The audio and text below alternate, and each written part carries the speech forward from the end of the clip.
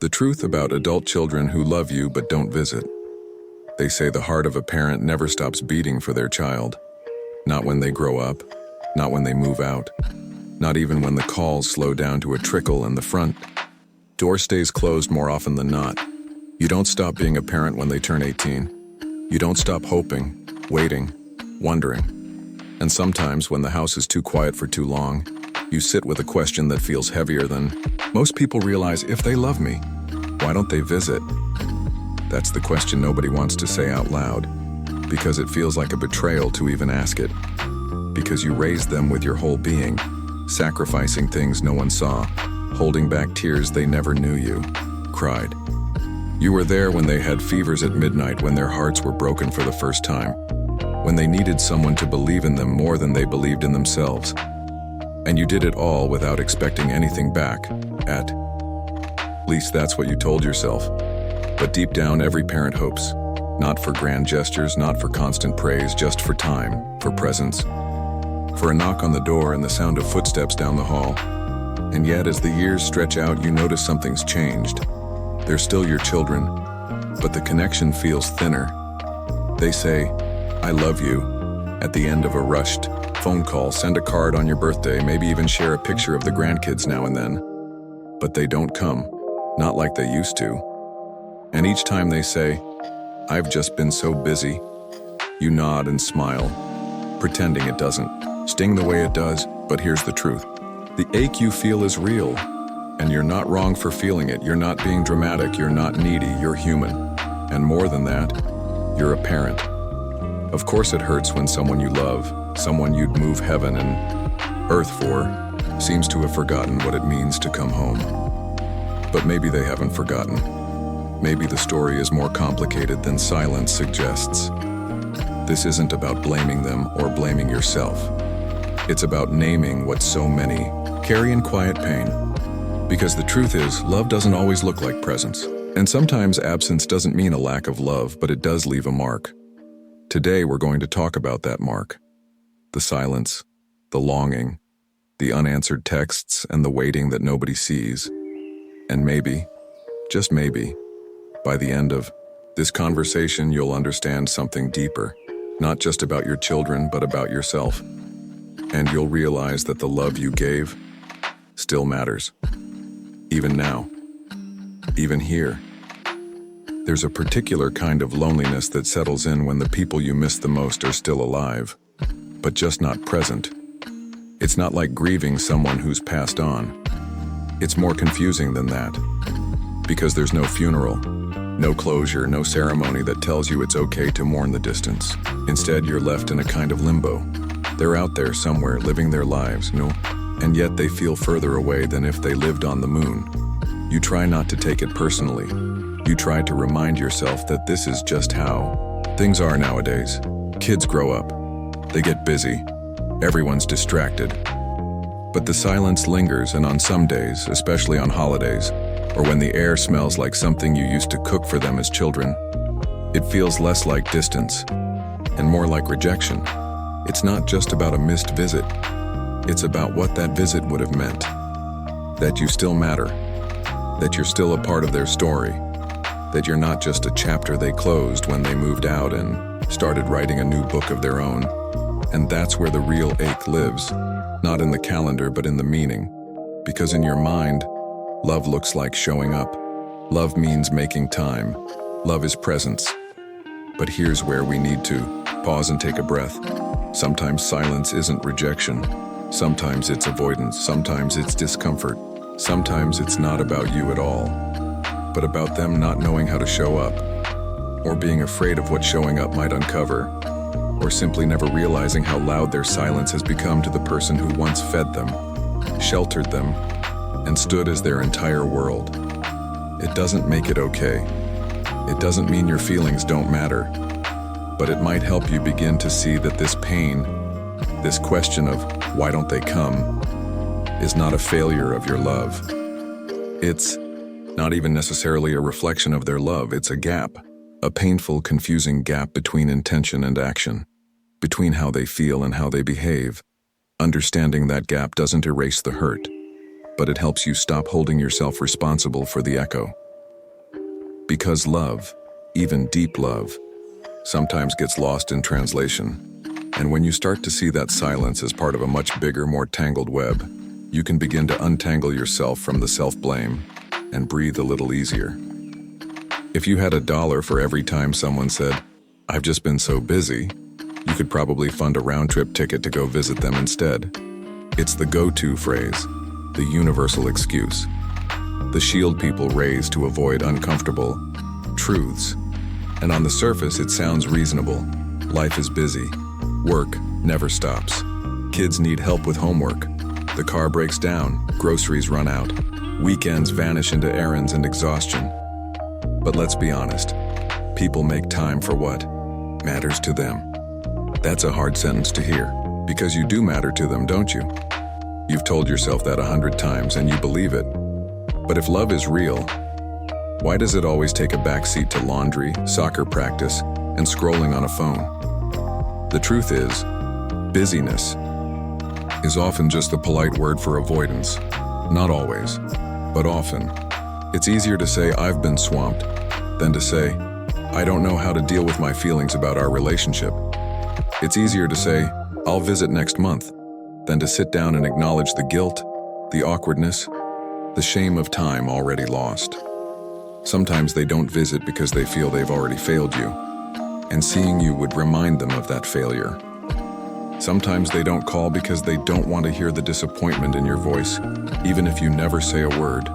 Sometimes they've convinced themselves you're better off without their inconsistency, that you would rather not be let down again.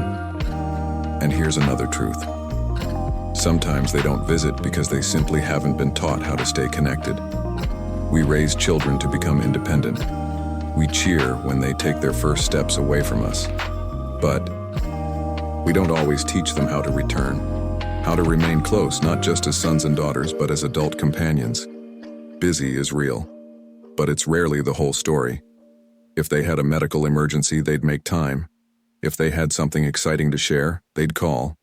So, the issue isn't time, it's what's behind the silence. And no matter how much they blame the clock, the deeper reasons often have little to do with schedules and everything to do with emotion. That doesn't mean there's no hope. But it does mean this. Stop accepting busy as the final answer. You deserve better. You deserve truth. And you deserve to know that your worth is not measured by the speed of their replies or the number of visits you receive each year. You are not just a stop on their to-do list. You're the root of their story.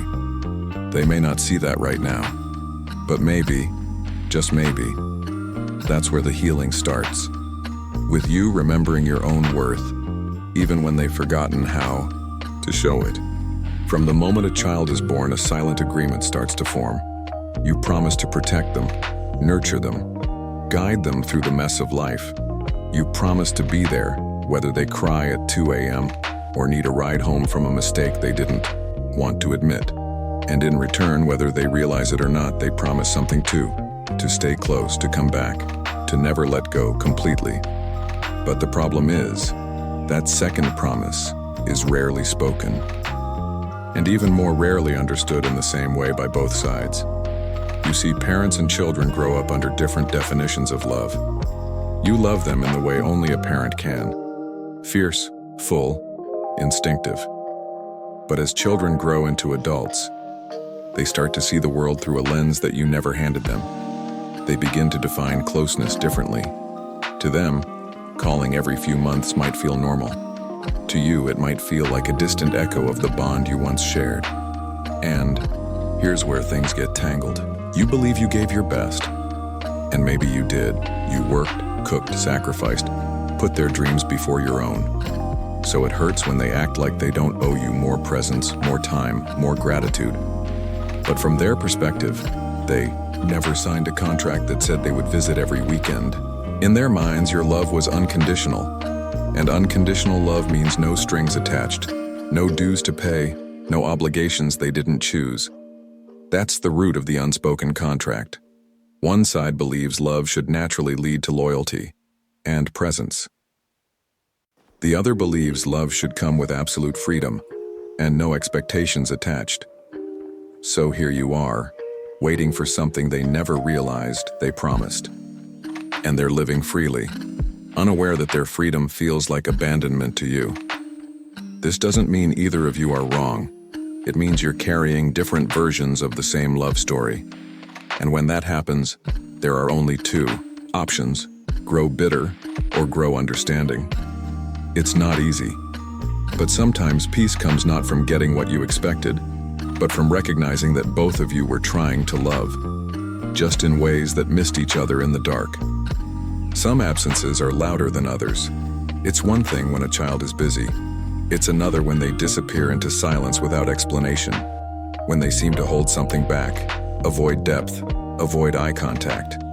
You wonder, did I do something wrong?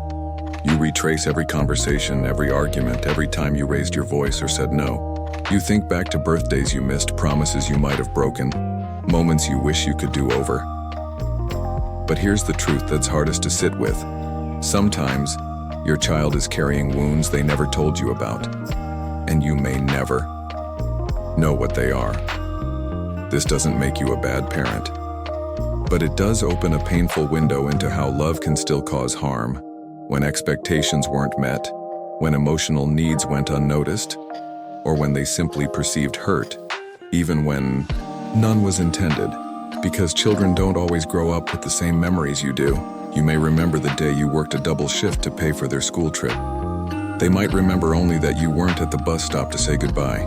You remember the years you struggled to put food on the table. They may remember the silence at dinner more than the effort it took to cook.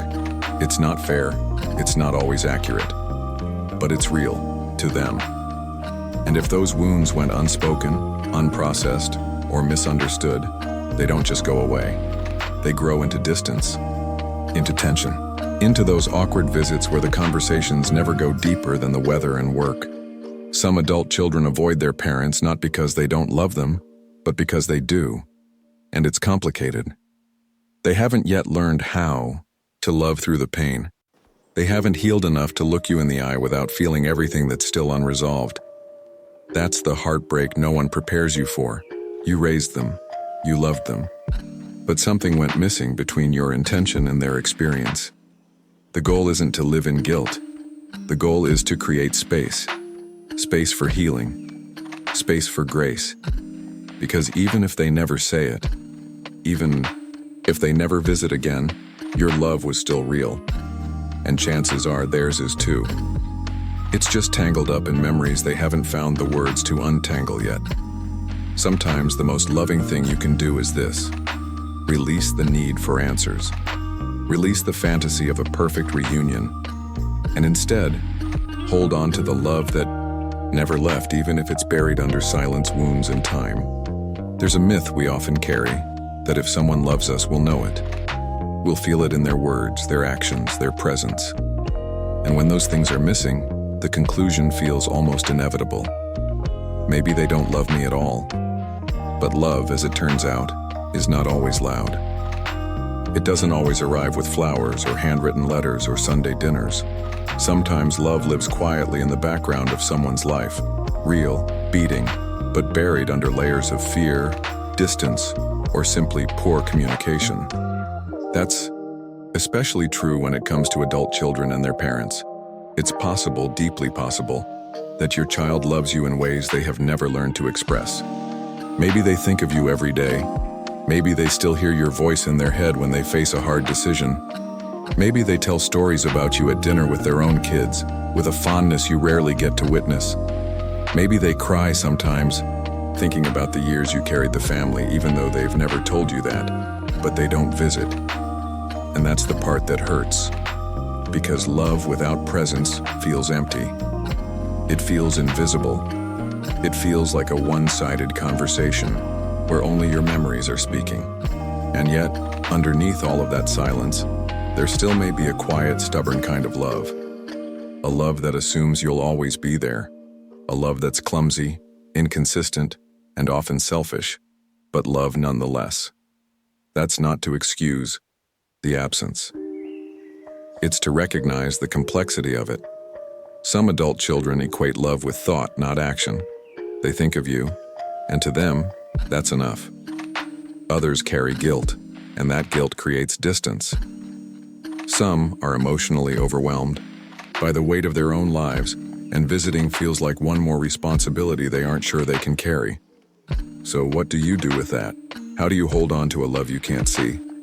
You let go of needing it to look the way you thought it would. That doesn't mean you stop caring. It doesn't mean you stop hoping. But it means you stop tying your worth to their ability to show up. You stop defining your value by their frequency of contact. You begin to understand something powerful. Just because love is flawed doesn't mean it's fake. And just because they don't come doesn't mean they don't care. There comes a point where waiting starts to feel like a second job. You check the phone more often than you admit. You hesitate to make weekend plans just in case they stop by. You leave the porch light on, not because they promised to come, but because the part of you that raised them refuses to give up. But the truth is, you can't live in limbo forever. Hope is a beautiful thing until it becomes a trap. This is where many older parents find themselves stuck. They want to feel loved, but they're afraid of appearing needy. They want connection, but they don't want to chase it, so they shrink. They smile politely. They say, "I understand," when they don't. They accept crumbs just to feel something. But you deserve more than crumbs. You deserve a life that isn't paused in case someone decides to make you a priority again. You deserve mornings filled with purpose, evenings filled with laughter, days that feel full, not because your children remembered to call, but because you remembered who you are outside of being their parent.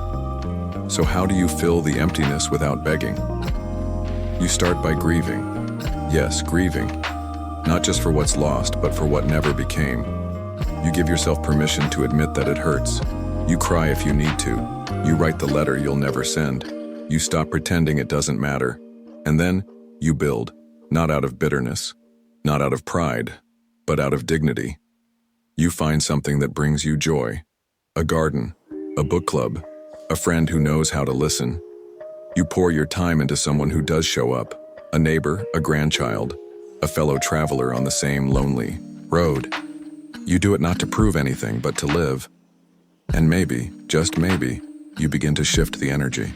Because there's something magnetic about someone who refuses to disappear into the background of their own life. When you light up your world again, you'd be surprised who finds their way back into it. Remember this, you're allowed to want your children to come around more, but you're not required to wait for them in order to be whole. Their absence may leave a space in your life, but it doesn't have to define it. There's a dream that many parents quietly hold on to, even if they rarely say it out loud. It's the hope that one day the door will open, that your child will walk in, not out of obligation, but because they want to, that the silence will break with the sound of laughter, that they'll sit beside you, look you in the eye, and say what you've been waiting to hear for years. I'm sorry. I miss you. I love you. And sometimes, that dream never unfolds the way you imagined. Sometimes reconciliation doesn't come with grand gestures. Sometimes it doesn't come at all. And if it does, it might look nothing like what you pictured. There might not be a tearful embrace or a deeply honest conversation. There might not be a dramatic turning point where everything becomes easy again. But that doesn't mean healing is impossible. Reconciliation is a quiet process, often invisible, sometimes one-sided. It might begin with forgiveness that happens in your heart, not their presence. It might start when you finally say to yourself, "I've done what I could, and I can love them without losing myself." It might look like answering their rare phone call without bitterness in your voice, like being open but no longer dependent, like choosing not to bring up old hurts every time you see them, because you've decided to release the need to be understood in order to reclaim your peace.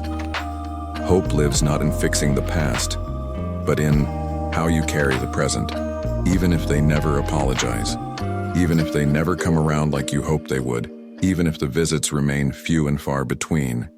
You can still find healing. Because reconciliation is not just about them. It's about you, your heart, your peace, your choice to keep soft what the world has tried to harden, to believe that love given is never wasted, to trust that even in the silence something sacred remains, and sometimes when you least expect it. A door cracks open. A moment arrives. A bridge, half built, begins to extend. Not all children return home, but some do. And when they do, they're not looking for perfection. They're looking for a safe place to land. Let your heart be that place, steady but no longer starving, open but no longer empty, loving but no longer waiting. You were never just a parent. You were a lighthouse, a steady glow in the storms of their becoming. And even if they've drifted far from shore, that light still shines, whether they acknowledge it or not, whether they come back or not, whether they remember or not. The truth about adult children who say they love you but don't visit is this: love is complicated. Human hearts are messy, and absence doesn't always mean indifference, but it does mean something. And what you do with that meaning is yours to decide. You can choose resentment, or you can choose release.